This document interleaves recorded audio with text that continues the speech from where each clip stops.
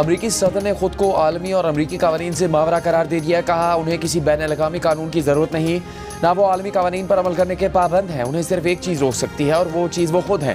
امریکی صدر Donald Trump نے ایک انٹرویو میں دعویٰ کیا ہے کہ بین الاقوامی قانون ان کے فوجی اور سیاسی فیصلوں کو نہیں روک سکتا اور ان کی طاقت صرف ان کی اپنی اخلاقیات تک محدود ہے.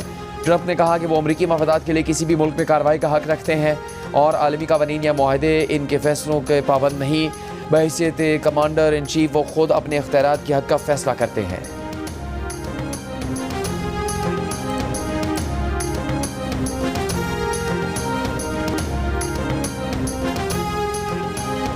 امریکہ عالمی نظام تباہ کر رہا ہے. جرمنی کے صدر فرینک والٹر اسٹائنمائر کی ٹرمپ کی پالیسیوں پر کڑی تنقید. کہا امریکی خارجہ پالیسی دنیا کے قائم شدہ عالمی نظام کو تباہ کر رہی ہے.